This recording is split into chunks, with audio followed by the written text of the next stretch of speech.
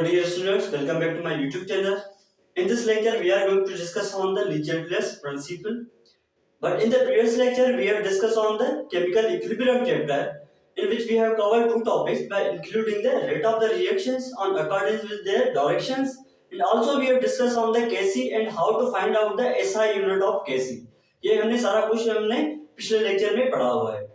Dear students, पिछले lecture में मैंने ये बताया था कि जो रिवर्सिबल रिएक्शंस होते हैं उसमें क्या होती है, केमिकल इक्विलिब्रियम स्टेट होती है. क्या होती है? केमिकल इक्विलिब्रियम स्टेट होती है. केमिकल इक्विलिब्रियम स्टेट हम तब कहते हैं जब हमारा rate of forward reactions become equal हो जाए किसके साथ? Rate of the backward reactions. यानी कि when the reactant are changing into the product with the rate and the same time the product is changing into the reactant with the same rate, that is the forward and the backward. So हम ये कह सकते हैं कि जब भी हमारा rate of forward reactions क्या हो, इक्वल हो किसके साथ? Rate of the backward reactions. तो ऐसी स्टेट को हम क्या बोलते हैं? केमिकल इक्विलिब्रियम स्टेट बोलते हैं. क्या बोलते हैं? केमिकल इक्विलिब्रियम स्टेट बोलते हैं. और उसके साथ साथ मैंने बताया था केसी का कॉन्सेप्ट, यानी कि केसी क्या, किसको हम कहते हैं? केसी. और वो जो होता है एक्चुअली रेशो होता है किसका? प्रोडक्ट और रिएक्टेंट का रेशो होता है. तो उसको हम क्या बोलते हैं? केसी. ये है मैथमेटिकली एक्सप्रेशन फॉर द केसी. केसी को किस तरह से हम एक्सप्रेस कर सकते हैं. मैंने ये भी बताया हुआ है कि जो वैल्यू ऑफ केसी होता है किसी भी रिवर्सिबल रिएक्शंस का क्या होता है? कांस्टेंट होता है. सो ये याद कर लें. The value of Kc for any reversible reactions, chemical reversible reactions, क्योंकि ये केमिकल्स के ऊपर हम बात कर रहे हैं, तो chemical reversible reactions is constant. क्या होता है? कांस्टेंट होता है. किसी भी केमिकल रिएक्शंस का Kc का वैल्यू क्या होता है? कांस्टेंट होता है. डियर स्टूडेंट्स, ये तो बात हो गई केमिकल इक्विलिब्रियम के ऊपर. मगर आज के लेक्चर में हम पढ़ने जा रहे हैं एक्चुअली लीचेटियर्स प्रिंसिपल. एक्चुअली ये जो प्रिंसिपल है ये डिफाइन करता है कि अगर किसी भी केमिकल इक्विलिब्रियम में कोई भी डिस्टरबेंस आ जाए, वो डिस्टरबेंस किस तरह से मिनिमाइज होती है. इस सवाल का जवाब किसने दिया था? लीचेटियर्स प्रिंसिपल ने. सो यहाँ पर मैंने लिखा हुआ है when we apply stress to any system at equilibrium. ये हम क्या कर रहे हैं? किसी भी केमिकल इक्विलिब्रियम में हम स्ट्रेस पैदा कर रहे हैं. स्ट्रेस यानी कि हम डिस्टरबेंस कर रहे हैं. और डिस्टरबेंस क्या होगा अप्लाई करने के बाद? Then the system will move to that direction that will the minimize the stress. यानी कि किसी भी केमिकल इक्विलिब्रियम में हम क्या कर रहे हैं? स्ट्रेस पैदा कर रहे हैं, यानी कि डिस्टरबेंस पैदा कर रहे हैं. और वो जो सिस्टम जिसमें हम डिस्टरबेंस पैदा कर रहे हैं वो ऐसे डायरेक्शंस में मूव करेगी कि उसका जो हमने जो स्ट्रेस दिया हुआ है वो मिनिमाइज हो सके. सो ये जो हमारा प्रिंसिपल है एक्चुअली ये डिफाइन करता है कि डिस्टरबेंस को किस तरह से मिनिमाइज हम कर सकते हैं किसी भी केमिकल रिएक्शंस में. तो ऐसे प्रिंसिपल को हम क्या कहते हैं? लीचेटियर्स प्रिंसिपल. डियर स्टूडेंट्स, अगर हम बात करें स्ट्रेसेस के ऊपर कि किसी भी केमिकल रिएक्शंस में स्ट्रेसेस कितने टाइप्स के हो सकते हैं, तो ये याद कर लें. जो हमारे स्ट्रेस होते हैं, स्ट्रेस, उसमें कंसंट्रेशन क्या होगी? कंसंट्रेशन. किसी भी केमिकल रिएक्शंस का अगर हम कंसंट्रेशन कम या ज्यादा करेंगे तो उसमें क्या होगा? सिस्टम में क्या होगी? केमिकल इक्विलिब्रियम जो होगा वो डिस्टर्ब हो जाएगा. और उसके साथ साथ हमारा वॉल्यूम के साथ क्या हम पढ़ेंगे? प्रेशर. यानी कि वॉल्यूम एंड प्रेशर भी हम पढ़ने जा रहे हैं. और उसके साथ साथ हम पढ़ेंगे कि किसी भी केमिकल इक्विलिब्रियम की अगर हम टेम्परेचर इंक्रीज या डिक्रीज करेंगे तो उसमें भी क्या होगा? हमारा इक्विलिब्रियम जो होगा वो डिस्टर्ब हो जाएगा. सो ये तो बात हो गई स्ट्रेसेस के ऊपर. स्ट्रेस में concentration, volume and pressure and the temperature can changes the equilibrium state. Let's suppose यहाँ पर हम पढ़ने जा रहे हैं, हमने पढ़ा हुआ है कि जब हमारा nitrogen N2 plus hydrogen H2 ये आपस में रिएक्ट करेंगे तो हमें एक प्रोडक्ट मिलता है. क्या मिलता है? Ammonia NH3. सो अगर हम इस इक्वेशन को बैलेंस करें तो यहाँ पर हम क्या करेंगे? 3 मोल्स ऑफ द हाइड्रोजन देंगे. सो डियर स्टूडेंट्स, जब अगर हम बात करें कंसंट्रेशन के ऊपर तो ये याद कर लें, जब भी हम कंसंट्रेशन ऑफ रिएक्टेंट और प्रोडक्ट इंक्रीज करेंगे तो उसमें क्या होगी? डिस्टरबेंस पैदा हो जाएगी. लेट्स सपोज अगर हम क्या करेंगे? रिएक्टेंट की कंसंट्रेशन बढ़ाएंगे तो वैल्यू ऑफ Kc पर इफेक्ट पड़ेगा। वो इफेक्ट मैंने आपको बताया हुआ है कि जो वैल्यू ऑफ केसी होता है वो हमेशा कांस्टेंट होता है। वो किस तरह से कांस्टेंट होगा, यहाँ पर देखिए, अगर हम क्या करेंगे, कंसंट्रेशन ऑफ रिएक्टेंट बढ़ाएंगे, यानी कि कंसंट्रेशन ऑफ रिएक्टेंट बढ़ाएंगे, डेफिनेटली हमारा जो रिएक्टेंट होगा वो फॉरवर्ड रिएक्शंस मतलब स्टार्ट करेगा, यानी कि हमारा प्रोडक्ट भी इंक्रीज हो जाएगा। कि ये जो हमने कंसंट्रेशन ऑफ रिएक्टेंट बढ़ाया, तो उसके बढ़ाने से हमारा प्रोडक्ट बढ़ेगा। वो जो हमारे रिएक्टेंट होंगे वो चेंज होंगे किसमें, प्रोडक्ट में चेंज हो जाएंगे। इस तरह से ये जो हमने स्ट्रेस अप्लाई किया था वो क्या हो गया, मिनिमाइज हो गया। अगर हम बात करें कि प्रोडक्ट की कंसंट्रेशन बढ़ाएंगे, तो ये क्या करेगा, ये बैकवर्ड मूव करेगा। बैकवर्ड मूव करके ये हमारे रिएक्टेंट बनाएंगे, और जो रेट ऑफ फॉरवर्ड और बैकवर्ड होगा वो क्या होगा, इक्वल हो जाएगा, और जो प्रोडक्ट और रिएक्टेंट का वैल्यू होगा वो भी सेम हो जाएगा। सो ये जो हमारा प्रोडक्ट की कंसंट्रेशन बढ़ाएंगे, तो उसके बढ़ाने से जो स्ट्रेस पैदा होगी वो केमिकल इक्विलिब्रियम में क्या होगा, डिस्टर्बेंस हो जाएगा।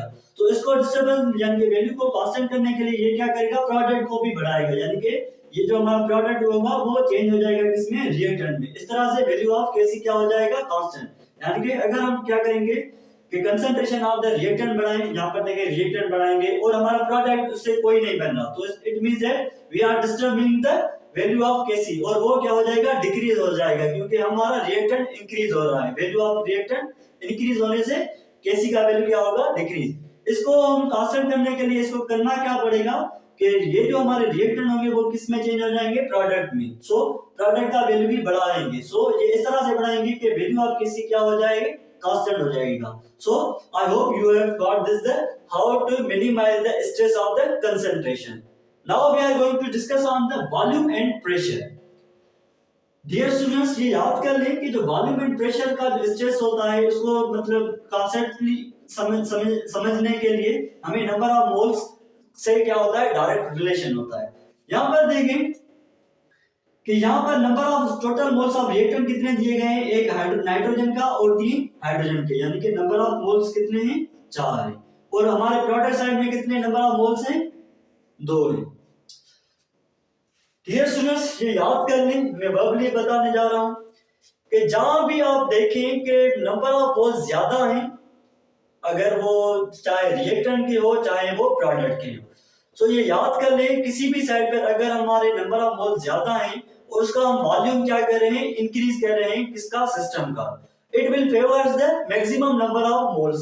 यहाँ पर देखिए फेवर किस तरह से करेगा, यहाँ पर देखिए कि हमारे नंबर ऑफ मोल्स कितने हैं, 4 हैं, यहाँ पर 2 हैं। लेट्स सपोज ये हमारा एक वेसल है क्लोज सिस्टम में, इसमें क्या हमारे हैं, नाइट्रोजन एंड हाइड्रोजन आपस में क्या किया हुआ है, नाइट्रोजन प्लस हाइड्रोजन ने 3 नंबर ऑफ मोल्स कितने, और ये हमारे क्या बना रहे हैं, प्रोडक्ट बना रहे हैं, और वो प्रोडक्ट है 2NH3।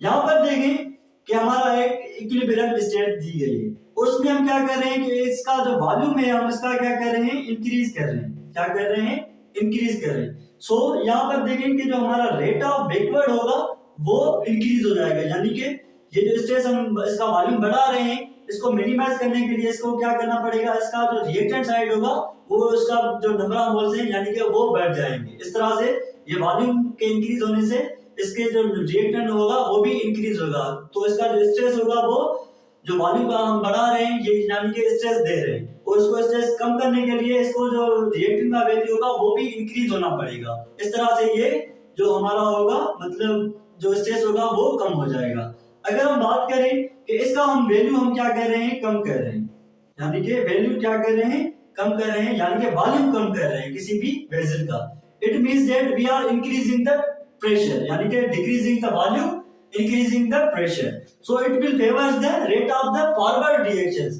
क्या करेगा, फॉरवर्ड रिएक्शन, यानी कि हमारा जो प्रोडक्ट होगा वो क्या हो जाएगा, इंक्रीज हो जाएगा। सो ये क्या करेगा, इसको मिनिमाइज करेगा।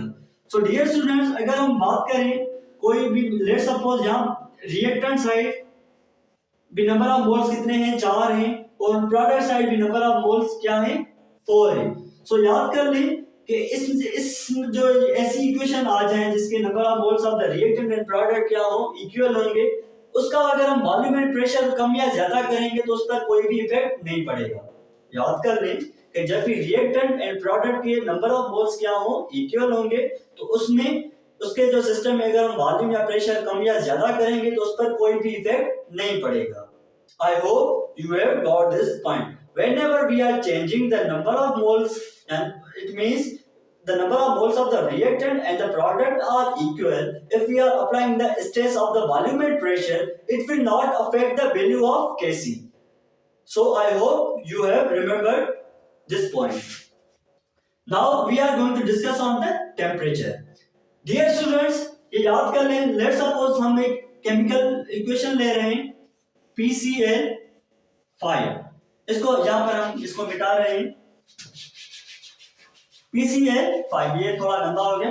इसको हम क्या कर रहे हैं, एनर्जी यानी कि टेम्परेचर हम सप्लाई कर रहे हैं. और याद कर लें, जब भी हम टेम्परेचर सप्लाई कर रहे हैं, it means that it is the endothermic. So energy को हम क्या कर रहे हैं, सप्लाई कर रहे हैं. तो ये डेफिनेटली हमारा एक प्रोडक्ट होगा, वो डिकम्पोज होगा किसमें, PCl3 और क्लोरीन में. और यहाँ पर अगर देखें कि ये जो हमारे PCl और क्लोरीन आपस में मिलकर ये जो हमारा ये कंपाउंड बनाएंगे PCl5, it means that it is exothermic. ये हमारा मिलकर क्या बनाएंगे, एक्सोथर्मिकली. एंड ये हमारा जो डिकम्पोज होगा वो एंडोथर्मिक रिएक्शंस कहलाएगा, और ये एक्सोथर्मिक. लेट्स सपोज यहाँ पर देखें PCl5, इसको अगर हम क्या करें, एक मतलब केमिकल इक्विलिब्रियम स्टेट है, ठीक है. यहाँ पर देखें कि ये जो इसको हम अगर टेम्परेचर इसका बढ़ाएंगे, यानी कि इसको इंक्रीज करेंगे, यानी कि टेम्परेचर सप्लाई कर रहे हैं, इट मींस दैट ये जो हमारा रिएक्शन होगा वो फॉरवर्ड रिएक्शन, उसको क्या मतलब नंबर ऑफ मोल्स के प्रोडक्ट के जो होंगे वो ज्यादा मिलेंगे. सो टेम्परेचर के बढ़ाने से इसका स्ट्रेस कम इस तरह से होगा कि हमारा प्रोडक्ट ज्यादा बनेगा. क्या बनेगा, प्रोडक्ट ज्यादा बनेगा.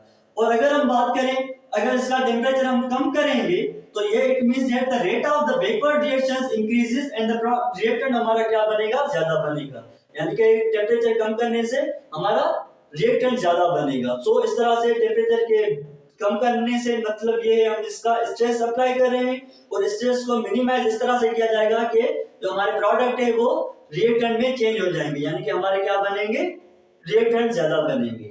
डियर स्टूडेंट्स, अगर हम बात करें कंसंट्रेशन के ऊपर, दोबारा से मैं रिपीट कर रहा हूं कि इसका जो वैल्यू ऑफ Kc किस तरह से मतलब इक्विलिब्रियम होता है, यानी कि चेंज नहीं होता. लेट्स सपोज यहां पर देखें कि कंसंट्रेशन कितनी दी गई है, इसको हम एक्सप्रेस करें किस तरह से, Kc को Kc नंबर ऑफ प्रोडक्ट कितने दिए गए हैं, NH3 का क्या करेंगे, स्क्वायर करेंगे, और नाइट्रोजन N2 और हाइड्रोजन के कितने दिए गए हैं, 2. यहां पर देखें कि हम क्या कर रहे हैं, इसके नंबर ऑफ मोल्स बढ़ा रहे हैं. क्या कर रहे हैं, यानी कि कंसंट्रेशन हम क्या कर रहे हैं, बढ़ा रहे हैं. लेट्स सपोज हम क्या कर रहे हैं, इसकी कंसंट्रेशन 8 कर रहे हैं. क्या कर रहे हैं, 8 कर रहे हैं. इट मींस दैट ये जो हमारा रिएक्शन होगा वो क्या बनेगा, आगे की तरफ मूव करेगा, और हमारा प्रोडक्ट क्या बनेगा, ज्यादा बनेगा. So it will be change into 4, क्योंकि इसको हम डबल किया हुआ है, और इसको भी हम क्या करेंगे, डबल करेंगे. सो इस तरह से ये मिनिमाइज होगा. पहले कितने थे, प्रोडक्ट साइड में 2 नंबर ऑफ मोल्स थे, और उसमें जो रिएक्टेंट थे कितने थे, 4 थे. But now it is 4 and 8. If we solve this, it will become equal to 1/2. यानी कि Kc का जो वैल्यू आएगा हमारा क्या आएगा, 0.5 at the both conditions. So I hope you have got this the concept. So actually यही क्या होता है, लीचेटलेस डिपेंड करता है कि किसी भी केमिकल रिएक्शंस में अगर हम स्ट्रेस पैदा करेंगे वो किस तरह से मिनिमाइज होगा. So I hope you have got this the concept according to the Lee-Chatter's principle. So dear students, अब हम मिलेंगे दूसरे लेक्चर के साथ.